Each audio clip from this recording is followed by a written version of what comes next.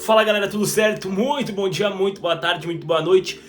Estou aproveitando o intervalo da partida entre Santos e Atlético Mineiro, no momento 2-0 para o Santos, para fazer o vídeo sobre Corinthians 0, Fluminense 2, em partida válida pela quarta rodada do Campeonato Brasileiro de 2025. Como eu sempre falo antes dos vídeos, se você está até aqui no canal, por favor, se inscreva, veja se você está inscrito, se não estiver, se inscreva no TikTok, veja se você já está seguindo, se não estiver, por favor siga, assim como o like no YouTube que ajuda demais, o coraçãozinho no TikTok e o comentário e o compartilhamento nas duas plataformas, certo? Então bora falar um pouquinho sobre esse jogo que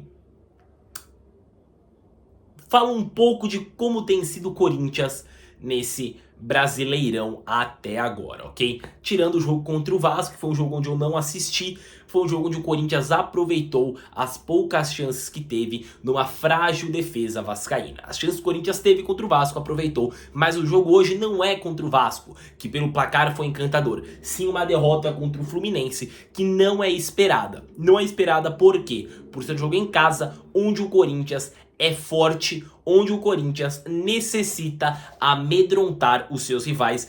E quando eu digo Corinthians, eu digo jogadores, porque o papel de amedrontar os rivais a torcida faz, e faz muito bem. Só que essa atuação não condiz com o que a torcida faz no campo, o que a torcida faz na arquibancada e o que a torcida espera do time. Se a gente vai falar sobre o começo do jogo, sobre o primeiro tempo, o Corinthians no primeiro tempo, ele conseguiu ser um time onde tinha a bola, onde em alguns momentos conseguiu criar chances, embora ainda seja muito nulo criativamente a equipe do Corinthians. Muito disso pode ser atribuído à falta do Garro. Eu vejo que pessoas falam assim, sem o Hugo e sem o Garro o Corinthians não rende. Pode ser que sem o Hugo não renda por ter uma capitania, né, por ter um líder, mas o Hugo não é um jogador que vai fazer com que o time crie ou não ofensivamente. Esse papel acaba sendo muito do Rodrigo Garro. E sem o Garro, o Corinthians peca muito nisso. No primeiro tempo, importante falar, o Depay, ele foi muito bem. O Romero tentou ajudar ofensivamente. E o Alberto, muito sumido, já que ele necessita que a bola chegue a ele. Porém, levando em conta a fala do Abel no último jogo do Corinthians, que foi a derrota para o Palmeiras, onde o Abel disse assim, se você anular o Carrilho, o Corinthians perde cerca de 50% da sua criatividade ofensiva. E hoje foi mais um jogo onde o Carrilho esteve abaixo, onde a equipe do Fluminense buscou anular ele, onde a entrada até mesmo do Nonato no lugar do Lima faz com que o time tenha um jogador de mais marcação, que ajude mais defensivamente, e para fazer esse papel em cima do Carrilho, ou seja, acabou sendo um jogo onde o Fluminense buscou anular o Carrilho, porque anulando o Carrilho, ele teria apenas um Depay que tentaria ajudar na armação, mas um Depay que muitas vezes caía por uma ponta esquerda e vinha para o meio, e tudo isso, o Corinthians, sem o Carrilho, com o Bidon que tentava, mas um Corinthians que ainda ofensivamente é muito nulo, sem a presença do Rodrigo Garro. Porém, no primeiro tempo, o Corinthians também não sofreu. E se tem alguma coisa que eu disse em alguns vídeos atrás do Corinthians, não vou lembrar contra quem foi o jogo, que se tem uma coisa que eu acho um problema do Corinthians, é a sua marcação, é a sua defesa. Por quê? O Corinthians hoje, se a gente analisar de grandes chances assim, vamos ver quantas. O Corinthians sofreu 8 finalizações. De grandes chances, eu chuto 2. De grandes chances, aliás, vamos mudar. O gol foi uma grande chance porque esse é o gol. Mas um chute de lá de fora não é uma grande chance. O Corinthians é um time que nas poucas chances que toma, acaba tomando gol.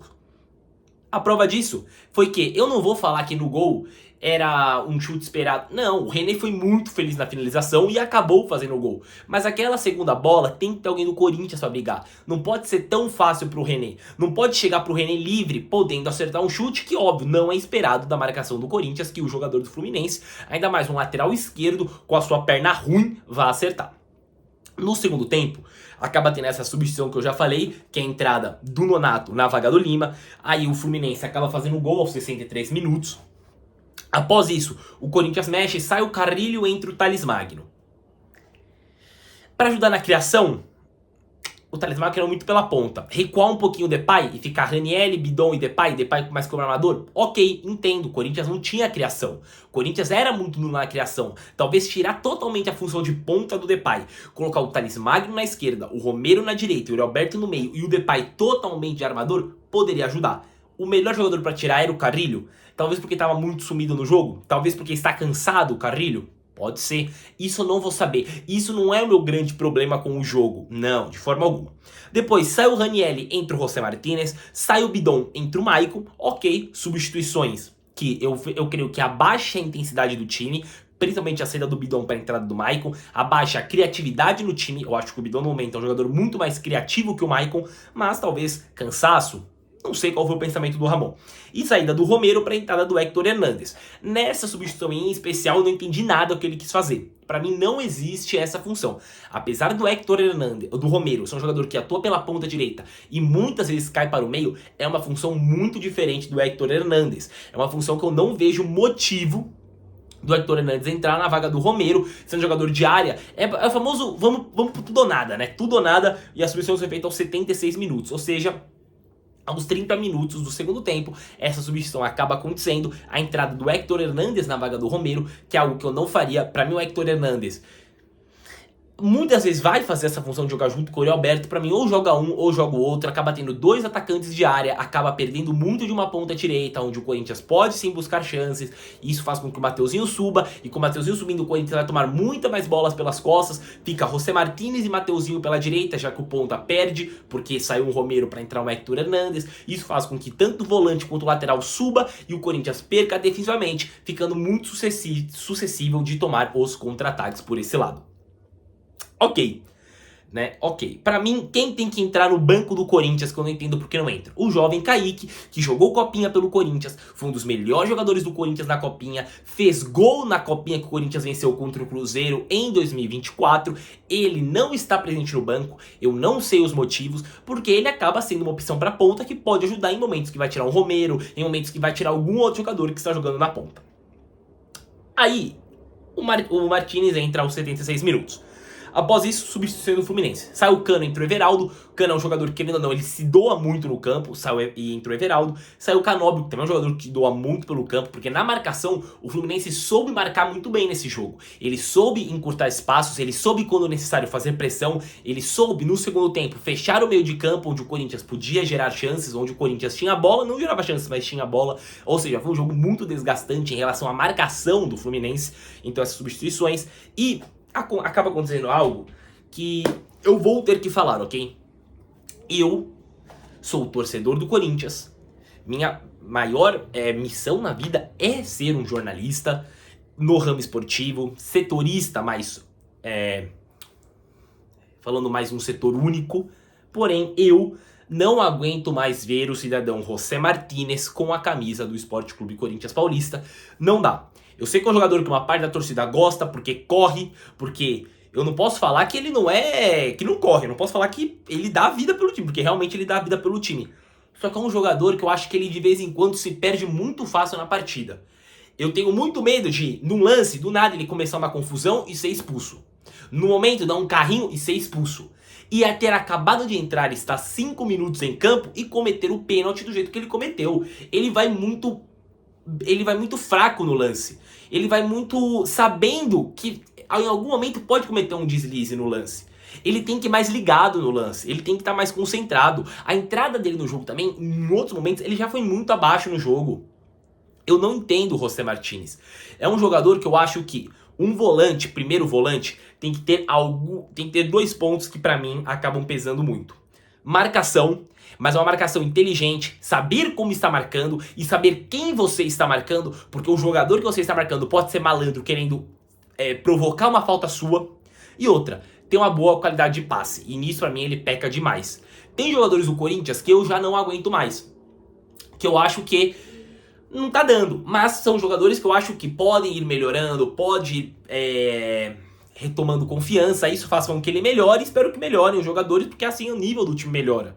Apesar de eu não achar isso do José Martínez, é um jogador que eu realmente não consigo ter muita aptidão no meu time, é um jogador que eu não cai no meu gosto, o José Martínez. E aí o jogo continua, o José Martínez comete o pênalti que o José Martínez comete logo no Serna, que também tinha acabado de entrar. John Arias fez uma bela batida, gol do Fluminense, 2 a 0. E após isso o Fluminense apenas segura, sai o Bernal, entra o Thiago Santos. Sendo assim, ele recua ainda mais o time, tira um volante para colocar um volante barra zagueiro, que é o Thiago Santos, e depois também tira o John Arias, que é um outro jogador que se deposita muito no time, é um jogador que ele consegue segurar, prender a bola muito bem pro Fluminense para a entrada do Lescano. O que eu quero falar sobre esse jogo? Mais jogo de o Corinthians criativamente não soube criar chances, né, muito pobre criativamente, ou seja, isso faz com que o Corinthians também seja pobre ofensivamente. Defensivamente, poucas chances que o Corinthians toma, e nessas poucas chances que toma, não consegue defender e acaba tomando gol. Foram um chute do René de fora e um pênalti no Serna, feito pelo John Arias, cometido pelo José Martínez, onde sai um gol do John Arias, onde realmente eu acho que o José Martínez entrou muito desligado na partida e logo que entrou já cometeu esse pênalti. Eu acho que algumas coisas mudam no Corinthians, é um Corinthians que fica muito pobre sem o Garro, quando o Carrilho acaba sendo muito anulado, faz com que o Corinthians ainda piore mais no jogo. Eu acho que faltam peças no banco do Corinthians, eu vejo uma diferença muito grande do time titular para os jogadores que entram. Eu acho que faltam melhores opções, só que é uma diretoria que acaba não contratando, né? O único jogador contratado novo nessa temporada, se eu não estiver enganado, foi o Anrileri, e graças a Deus, porque foi uma bela aquisição. É um jogador que dá muita confiança defensivamente para o time do Corinthians, certo? Esse foi o meu vídeo sobre Corinthians 0, Fluminense 2. Eu espero que o Corinthians melhore, eu gostaria muito que o Corinthians melhore. Eu já venho falando há muito tempo que pra mim o Corinthians ganhou o Paulistão, só que essa ganhada do Paulistão acaba mascarando que o Corinthians não é um time que consegue jogar bem, e eu falava que no Brasileirão isso podia fazer muita diferença, porque com todo o respeito aos demais clubes, uma vez é você enfrentar um time de Série D, outra vez é você enfrentar um time de Série A, que tem muito mais planejamento, tem muito mais investimento, são coisas bem diferentes, coisas que mudam muito, e o Corinthians faz um começo de Brasileirão muito aquém para muitas pessoas. Para mim, já era o esperado, já que eu vejo o Corinthians como um time que nesse Brasileirão irá ficar no meio da tabela, talvez até ali entre nono a 12º nesse Brasileirão, se as coisas não mudarem. Eu torço muito que melhore, torço muito que o Corinthians melhore defensivamente, torço muito que o Corinthians melhore coletivamente, e melhorando coletivamente, que alguns jogadores também melhorem individualmente, que não fique tão nesse um jogo bom, um jogo ruim, um jogo bom, um jogo ruim, que acaba tendo uma linha um pouco mais